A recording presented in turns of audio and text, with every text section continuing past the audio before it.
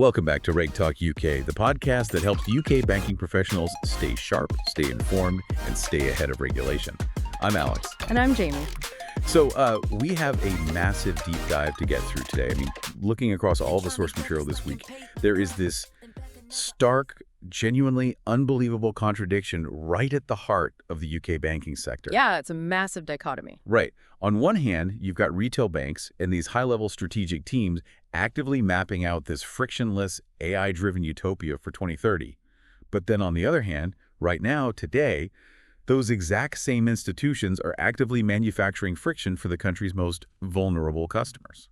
It's basically a tale of two banking systems. And if you sit in risk or compliance or strategy, you really need to pay attention because the regulatory perimeter is just shifting under your feet. Absolutely. Like we are transitioning from policing human frontline errors today to governing fully autonomous machines tomorrow. It changes the entire nature of banking liability. Exactly. But before we even touch on the futuristic AI stuff, we really need to ground ourselves in the gritty economic reality that is hitting retail customers right now. Yeah, we have to look at the immediate squeeze. Right. So looking at the Bank of England's July 2026 Financial Stability Report, the macro environment is tightening in ways that are genuinely going to test the resilience of both borrowers and lenders. Well, and the broader context there is critical for any risk modelers listening today. According to the bank's latest data, the whole geopolitical situation, specifically the ongoing conflict in the Middle East, has fundamentally altered the interest rate trajectory. Yeah, that expectation of falling rates we saw back in December. Completely evaporating. Completely gone. Because of that sustained inflationary pressure, there are now 1 million additional UK homeowners facing higher mortgage bills than the bank projected just 6 months ago. Wow. 1 million more. Yeah. Bringing the total to 5 million households absorbing increased payments by the end of 2028. But, you know, the distribution of that pain is incredibly uneven. And that is exactly what conduct teams need to be zeroing in on. Absolutely. Like, if you look at the average owner-occupier rolling off a fixed rate, the bank projects a monthly increase of about £45, which most household budgets can absorb. Right. It's manageable for most. But the alarm bells are really ringing for this one specific cohort. There are 750,000 households rolling off sub-3% fixed deals right now. Oh, the cliff edge. Yeah. They aren't looking at 45 quid. They are staring down an average jump of £170 a month. Which is just a severe shock to household cash flow, especially when you compound it with, higher energy prices and the broader cost of living crisis. It changes their affordability profile overnight. Completely. Now, the regulators clearly recognize the systemic stress. Because to ensure banks keep lending to the real economy, the Prudential Regulation Authority and the Financial Policy Committee are actively modernizing capital rules. Right. Crucially, they are making the OSII buffer, that's the capital buffer for other systemically important institutions, they're making it releasable in a systemic stress. Okay, I want to pause on the mechanics of that for a second. Because for anyone listening in Treasury or capital planning, this is a huge lever. Why does making that specific buffer releasable actually matter so much? Well, it essentially counteracts basic instinctual banking behavior. If capital buffers are entirely rigid, banks are incentivized to hoard their common equity Tier 1 capital during a downturn. So they don't breach minimum requirements. Exactly, because if they breach, they trigger automatic distribution restrictions. But if they hoard capital, they tighten their credit appetite. They basically stop lending to otherwise creditworthy households and businesses. Which ironically accelerates the exact economic downturn they are trying to protect themselves against. Spot on. They pull the umbrella away just as it starts pouring. So by making the OSII buffer explicitly releasable, the PRA is providing a pressure valve. They're telling bank boards, basically, use your capital to absorb these retail losses and keep the credit flowing. Right. Don't take defensive actions that just harm the broader economy. Yeah, exactly. Don't artificially inflate your ratios at the expense of the real economy. Okay, but I have to offer a pretty sharp pushback on how this is actually playing out in reality. Go for it. Because, look, the regulators are proactively softening capital rules to protect bank balance sheets, right? Yeah. They are showing incredible flexibility. But are retail banks showing that exact same flexibility to those 750,000 households about to hit that 170-pound brick wall? Yeah, that's the real question. Right. It feels like the system is highly accommodating at the institutional level, but completely rigid and punishing at the retail level. Well, you are identifying the exact tension that brings us to the second update in our deep dive. Speaking of capital flowing freely at the top while being chipped off at the bottom, we need to look at what's happening at the absolute front door of the financial system. The mystery shopping results. Yeah. The Financial Conduct Authority has just publicly shamed the 9 designated UK banks that are legally required to offer basic bank accounts. And the findings here are just a glaring indictment of frontline conduct. Mm-hmm. I mean, for context, basic bank accounts, or BBAs, are legally mandated safety nets. They're essential. Exactly. They're designed for people who simply cannot access a standard current account. Yeah. So they offer basic services without fees, without overdraft risks. Yet somehow there's still 0.9 million adults remaining completely unbanked in the UK today. It's staggering. It is. So the FCA ran this massive mystery shopping exercise. They did 298 interactions across branches and telephone banking, basically simulating vulnerable customers trying to open these exact accounts. And the results should frankly be keeping second-line conduct teams awake at night, especially post-consumer duty. A full third of all BBA experiences were rated as poor or very poor. A third. Yeah, but it's the specific nature of the failures that really highlights a deeper cultural rot. In 15% of cases, bank staff point-blank refused to offer a basic bank account. Even when the mystery shopper explicitly prompted them. Yes, even when explicitly asked. And in several recorded instances, frontline staff actually lied. They claimed the accounts just no longer existed. See, that points to broken incentive structures. Mm-hmm. Because a frontline cashier doesn't just spontaneously decide to lie to a vulnerable customer for fun. No, of course not. If a customer presents with non-standard ID, the FCA found they faced a 69% chance of outright rejection or severe delay. Staff were looking at their queue time KPIs, realizing this unprofitable customer is going to ruin their metrics, and they're just manufacturing friction to make them go away. There's actually a fascinating analogy in one of our sources. Without getting into the politics of it, they call it the Clacton Gambit. Oh, right. Comparing it to Nigel Farage, triggering a by-election in Clacton to bypass parliamentary standard scrutiny. Exactly. Using a systemic loophole to bypass the rules. Retail banks are engaging in their own regulatory arbitrage.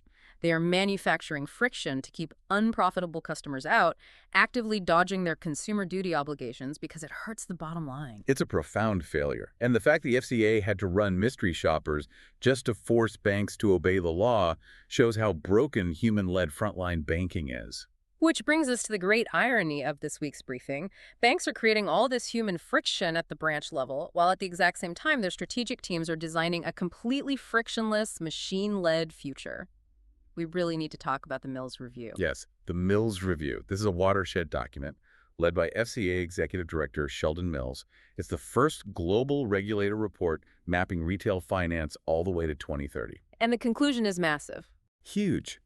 It says we are irreversibly moving from human-led, episodic interactions to what they officially term agentic finance. That's the continuous, autonomous delegation of decisions to AI. And if you're sitting there thinking, well, consumers aren't ready for that, the data proves otherwise. The FCA found that 20% of UK adults, that's 11 million people, are already willing to let AI autonomously manage their money. 11 million. Yeah, willing to let it switch accounts and optimize savings in the background. It's a total shift from search and compare to set and forget. And to help firms actually govern this, the Mills Review introduces the autonomy spectrum.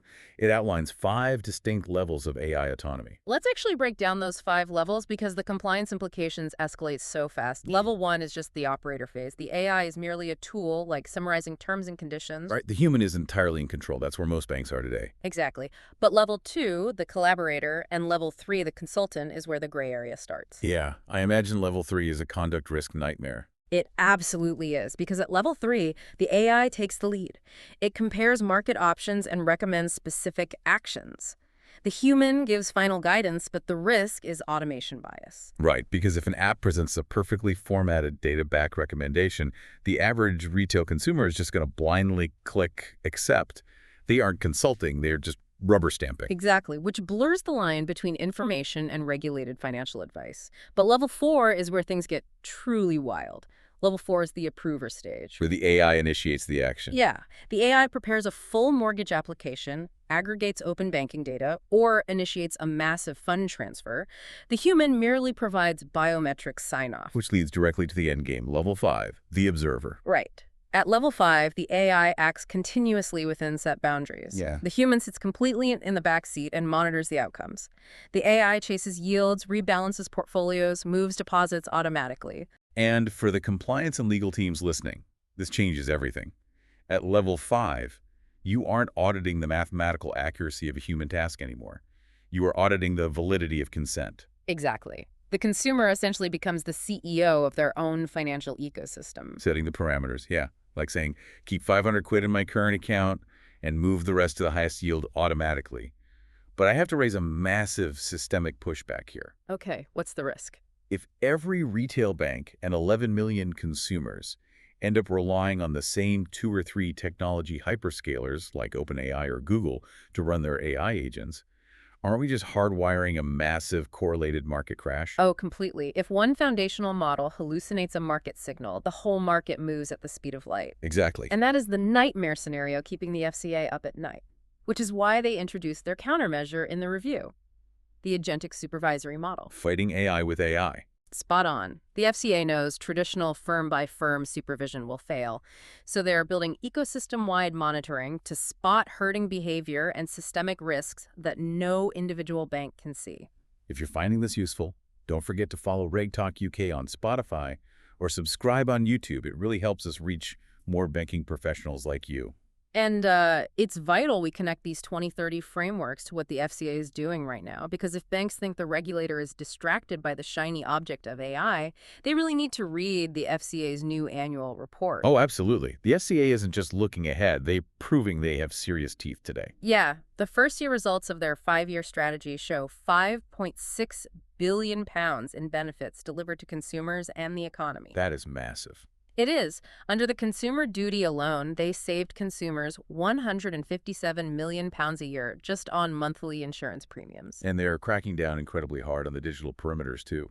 There have been 1.9 million uses of their new firm checker tool, which is protecting thousands from unauthorized firms. Plus, look at the international hit they did on illegal finfluencers. Right, the social media influencers peddling unregulated advice. Yeah, that operation resulted in 3 arrests, 6 criminal proceedings, and 650 social media takedown requests. See, to me, this aggressive posture proves something essential.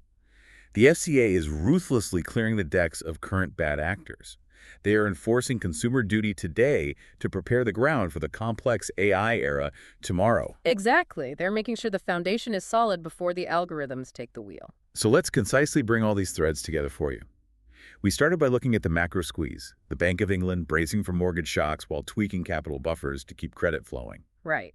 Then we looked at the micro-failure banks actively failing their financial inclusion mandates by denying basic bank accounts at the branch level. Then the Mills Review showed us the total shift toward autonomous agentic AI banking by 2030. And finally, we saw the FCA on an absolute enforcement warpath today. So, for the risk, strategy, and compliance teams listening, the key takeaway is clear. You must fix your frontline human execution and consumer duty failures today, because the regulatory perimeter is moving fast. It really is. Tomorrow, you're going to be held legally accountable for the autonomous decisions of your firm's AI agents. The transition from operator to observer is already happening. And that leaves us with a final provocative thought for you to ponder based on the Mills Review. If Level 5 AI successfully closes the £300 billion savings gap by autonomously sweeping consumer funds out of low-interest accounts, what happens to the retail banking funding models that entirely rely on that lazy consumer cash to survive? That's all from us this week. Thanks for listening to Reg Talk UK. Until next time, stay sharp and stay compliant.